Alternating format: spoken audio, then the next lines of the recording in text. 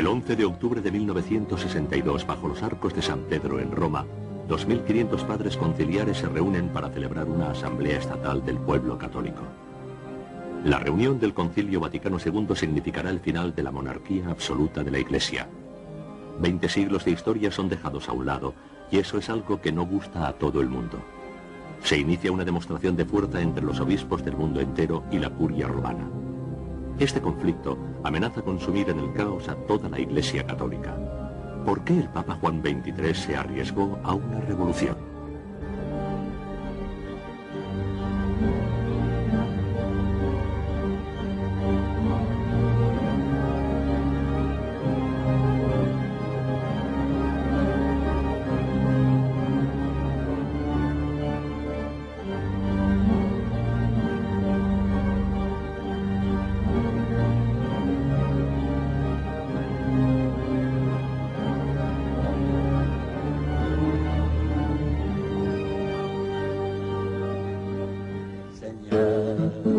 Ami, tu m'as pris par la main, j'irai avec toi sans effroi jusqu'au bout du chemin.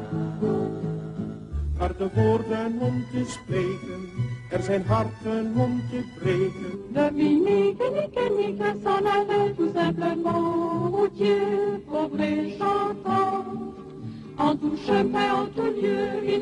En la década de los 60 había muchas personas que querían acercar la Iglesia al mundo moderno.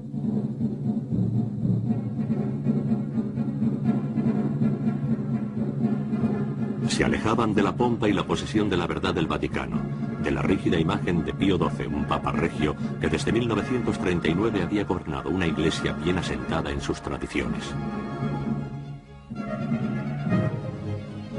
Pío XII aún no se había visto desafiado por las feroces polémicas de la década de los 60, que criticaban su cauto silencio cuando se enfrentó al genocidio durante la Segunda Guerra Mundial.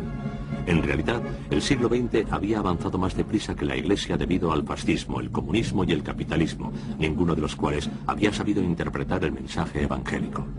El progreso estaba haciendo pedazos la ética y la moral. En la Exposición Universal de Bruselas de 1958, el año en que murió Pío XII, pueden calibrarse los drásticos cambios provocados por el progreso en la tecnología y la medicina. La principal atracción de la exposición es la nave espacial soviética Sputnik. La ciencia y el materialismo hacen gala de su éxito. Para bien o para mal, los seres humanos se enfrentan en el espacio. Ha llegado el momento de que la Iglesia escuche a este mundo preocupado y apartado tanto de la religión como de la espiritualidad.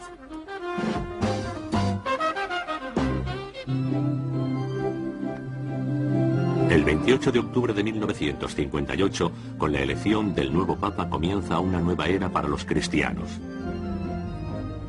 Juan XXIII cambia la imagen del sumo pontífice.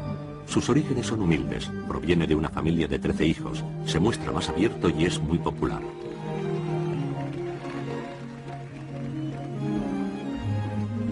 Solo 3 meses después de su elección convoca un concilio que él mismo describió como d'aggiornamento, de puesta al día. Por primera vez el concilio no se reúne para condenar una herejía. Su único objetivo es que la Iglesia esté de acuerdo con su tiempo y, por consiguiente, que haga los esfuerzos necesarios para detener el preocupante declive de la práctica y de las vocaciones religiosas de finales de la década de los 50. Esta idea ya había preocupado a algunos cristianos antes de la guerra. En 1926, en Bélgica, Monseñor Cargin había creado el movimiento de los jóvenes trabajadores cristianos. Su misión, recuperar a la clase obrera para el cristianismo. El padre Godin, un ex capellán de este movimiento, desarrolla la idea en 1943 al publicar Francia, tierra de misión.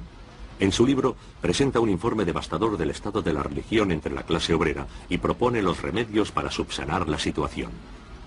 En 1944 sus ideas se ponen en práctica aquí, en la Petite Colombe, una pequeña ciudad cercana a París. Un grupo de jóvenes sacerdotes deciden no esperar más a los feligreses en la iglesia y empiezan una campaña puerta a puerta para familiarizar a la gente con el Evangelio.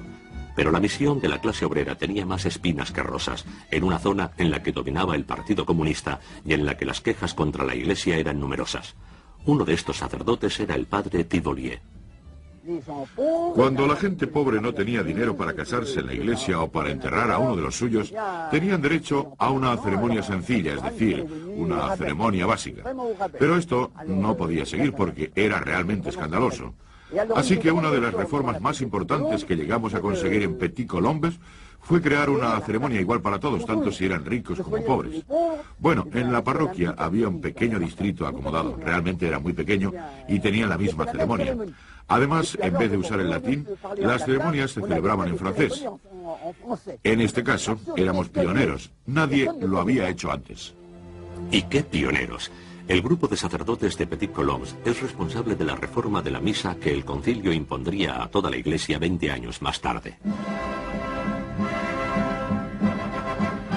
En aquellos momentos, para la clase obrera, la imagen del catolicismo era definida con el eslogan «La iglesia es para los ricos», y los misioneros de Petit Colombes compartían su punto de vista. Tenían la convicción de pertenecer a una iglesia que se preocupaba por los ricos y apartaba a la gente pobre del evangelio. Tras la liberación de París, las iniciativas tomadas por esta iglesia populista iban a ser contagiosas. En otras parroquias de clase obrera, los sacerdotes intentan copiar la experiencia de Petit Colombes y sus esfuerzos son claramente apoyados por el padre Tivolier. En 1947 rescatan de las ferias viejos remolques e instalan camas, comedores y cocinas y una capilla, y se lanzan a la carretera en una misión por las zonas de la clase obrera para así conseguir la aceptación de la misa en francés. Antes de empezar el viaje, los sacerdotes distribuyen un periódico gratuito con una tirada de 10.000 ejemplares.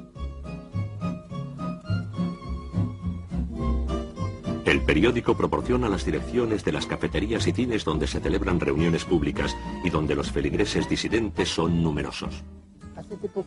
En aquellos tiempos había en Francia algunas tendencias antirreligiosas. Había una oleada de trabajadores ateos que no eran necesariamente comunistas, no, pero que representaban una rama de los librepensadores que se mostraban, ¿cómo diría?, muy hostiles hacia la Iglesia. Incluso llegaron hasta el extremo de extender un certificado de bautismo, llamado bautismo rojo, en el que los padres, la madrina y el padrino, se comprometían a que el niño nunca se acercara a un sacerdote. Y esa gente, ¿cómo le diría?, juraban que no permitirían que un sacerdote se acercara a un moribundo. Otros sacerdotes emprenden acciones aún más extremas para conseguir acercar la iglesia a las clases obreras. El primero es Jacques Loew, quien crea una misión proletaria en los muelles de Marsella. Quiere cambiar la imagen de los sacerdotes y para ello quiere introducirse en el mundo obrero con el objetivo de ayudar a este mundo tan descristianizado. Los comienzos son difíciles. Los obreros portuarios sospechan del sacerdote y creen que ha sido enviado por sus patronos para espiarlos. Además, llevar a la espalda un saco de 100 kilos no es tarea fácil al principio. El saco me pasó por encima de la cabeza y cayó al suelo. Los estibadores tuvieron que llevar el saco por mí para poder seguir marchando en fila. Se mostraron solidarios con un pobre desgraciado como yo. Nunca he sido muy bueno llevando 100 kilos de peso. Pero me dediqué a ello, e incluso dejé de vivir en el monasterio de los dominicos, y me fui a vivir al distrito de los estibadores, a lo que hoy llamaríamos el Cuarto Mundo. Y lo que es más, fue en aquel momento cuando el Papa dijo en su homilía de Pentecostés: ¿cómo es posible que la Iglesia, tan preocupada por el bienestar de los creyentes, actúe como si no viese ni comprendiese las condiciones sociales que hacen que le sea prácticamente imposible llevar una vida cristiana?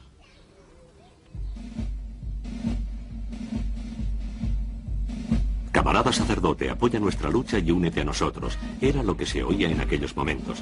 Un gran número de sacerdotes obreros aceptaron ser activistas de la Confederación General de Trabajadores y muy pronto asumieron responsabilidades sindicales. Participan activamente en las huelgas de 1947 y luego, en la década de los 50, como militantes por la paz junto al Partido Comunista.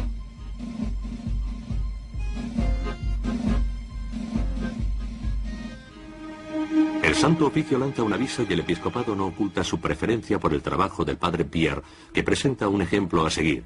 Es en este estado de ánimo, el de la sencilla caridad, con el que hay que ayudar a la gente, dicen los obispos, y ello sin comprometer las funciones sacerdotales en aventuras políticas.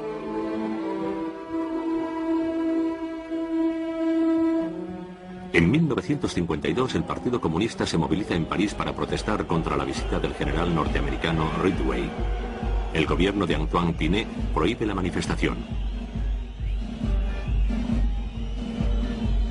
Junto a los obreros, 2 sacerdotes obreros fueron detenidos. Al día siguiente, la jefatura de policía envía un informe al Vaticano. El 14 de noviembre de 1954, Pío XII pone fin al experimento de los sacerdotes obreros. Algunos prefieren volver al mundo secular, otros se someten satisfechos de haber demostrado que la Iglesia no está necesariamente del lado de los poderosos y los ricos y del orden establecido. Esta es una idea fundamental que guiará las premisas del concilio.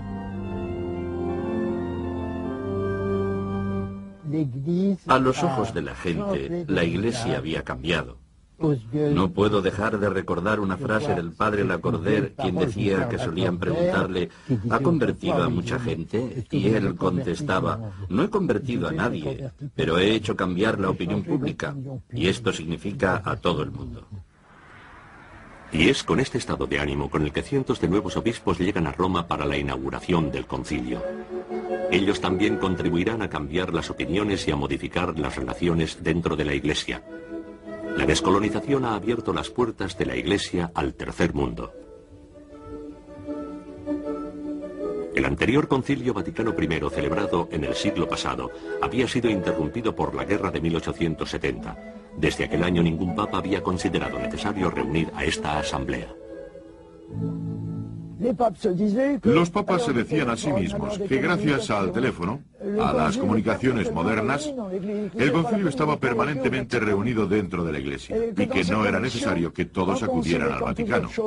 En estas circunstancias, ya que un concilio siempre es algo problemático para la Iglesia y en cierta manera doloroso, sería mejor que en el futuro dejaran de celebrarse.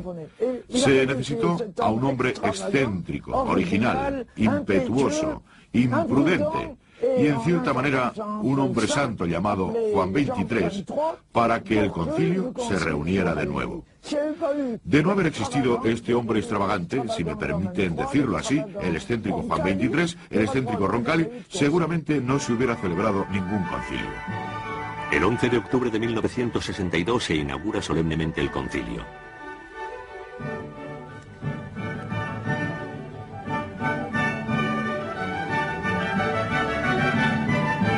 Entre los prelados que acuden a San Pedro, algunos se siguen preguntando por qué el Papa ha provocado tal conmoción, mientras que otros se muestran abiertamente hostiles al concilio.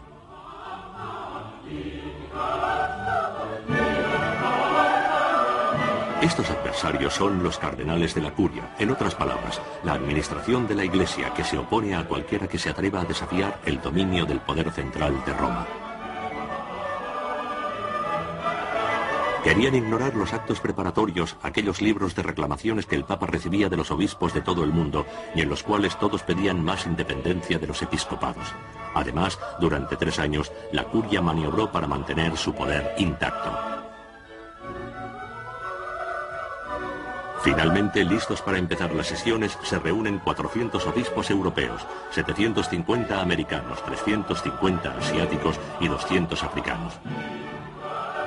En aquel entonces, Georges Suffert era el corresponsal del periódico L'Express. La Curia no vio con buenos ojos esta llegada masiva de obispos a los que no conocía y que provenían de todos los puntos de la tierra, los negros, los asiáticos, etc.